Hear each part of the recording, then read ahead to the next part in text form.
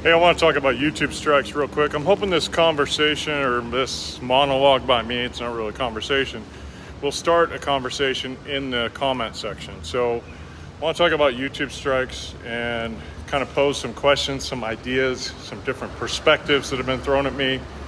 So I got a YouTube strike a little over 90 days ago. It's gone. See you, bye. I can get two more without being in danger. Third one kicks me off YouTube until I start a new email. Big deal, right? Not monetized. I'm not even verified. So what's it matter? Doesn't really matter much. It's just a pain in the ass.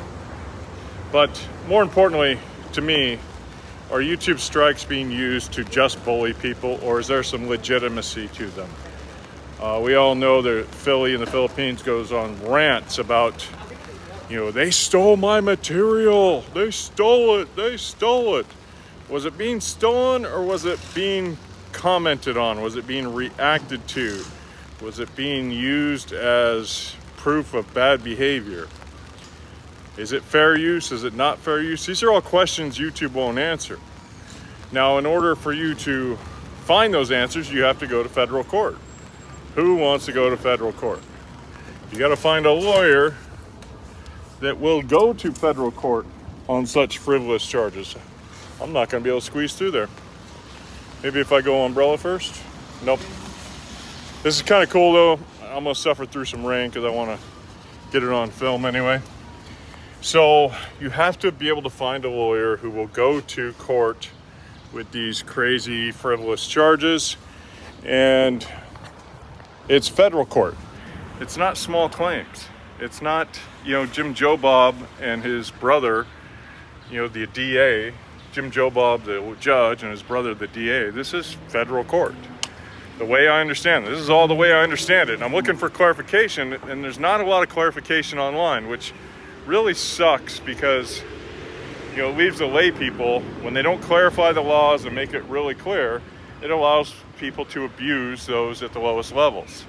I know somebody who met somebody, I don't know him, who was starting a app to where you could take people to small claims court, and I believe it's just California, because the small claims court process is so difficult. Many people just get abused by landlords and all these other people, and they just get taken advantage of because they don't have easy access to the legal system. So easy access to the legal system when it comes to YouTube strikes is kind of difficult. So what someone presented me with, and I looked at it, and I tend to agree with them, and I'm curious about other people's opinions, is a lot of these smaller YouTubes, I'm talking under 1 million subs, they YouTube strike people just to bully them, just to dox them. Because when you get a strike, it gives you all this intimidating language. You could go to jail. You could do this. You could be financially responsible, right? And then it gives you a bunch of other information that seems legit until you start poking around the internet, and it's not the whole story. So you have fair use. Fair use, the way it's presented by YouTube, can only be used when it's non-derogatory. But then you also have reactions, which can be good or bad. And then you've got, reporting. Are you reporting on someone's behavior? Are you showing their behavior as being negative? Is that legal to do without their consent? So it's an interesting subject, and it all comes down to, with these guys throwing strikes around, the strike masters of the Philippines. Strike masters. It all comes down to, do they really want to go to court? Or do they just want your address, phone number, date of birth, all those things, right? Kind of makes you wonder, right? Kind of makes you wonder. Because how much does it cost to get a lawyer that will take you to court in a federal court in the U.S.? Then you have to file subpoenas. Then you have to do this. You have to prepare the case. There's a lot of work there. That's a lot of money just to get off the ground. And what lawyer is going to look at that and go, yeah, this is worth my time because this guy's going to pay me $10K to do this, or I can go get a real case where I can make a couple $100K. And who is he going after? He's going after somebody we're going to have to constantly fight, attach his wages. That's going to be challenged every step of the way by nonprofits and, you know, attaching somebody's wages for what, 10%, $30 a month? Can you get more than 10% when you attach somebody's wages?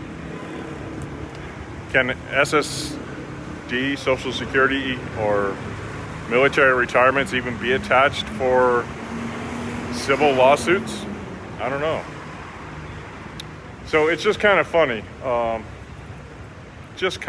Because, you know, what do you think? What's your opinion? I'm going to do what I'm going to do. My videos are already set. They're already going to drop. But I'm just kind of curious what your opinion is. Are there YouTubers in the Philippines who just are trying to dox you? And when push comes to shove, are they going to go to court? Are they going to get deposed? Are they going to put up the real numbers, put up the real this? How much money did you make off your YouTube channel? How much did this impact your YouTube channel? What proof do you have it impacted your YouTube channel that much? Were there other factors impacting your YouTube channel? That sounds like a lot of stuff to try and prove in court.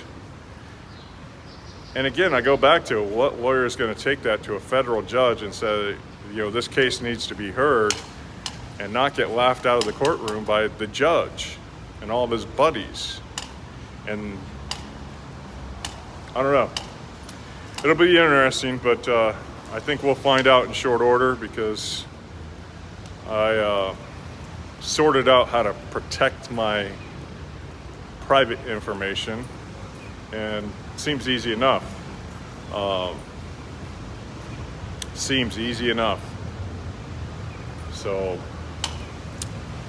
we'll see what happens. But the whole point of this video is to elicit response, conversation, discussion. Even if you're one of those lurkers and you pull it up as a topic on your channel, that would be great. You know, I don't really care so much about the likes and subscribes. I want to hear the conversation, whether it's here, there, or anywhere. Curious what other people think about the opinion. And then, you know, does anybody have any better legalese than what you can find online? Because what you find online is just a basket of broken marbles that fell out of some chucklehead's head, and it doesn't make a lot of sense. There's no consistency, and it was expensive enough just to get the lawyer to protect my anonymity, much less trying to get a lawyer to put up a decision or an opinion on something like this. Is going to cost pennies I don't have.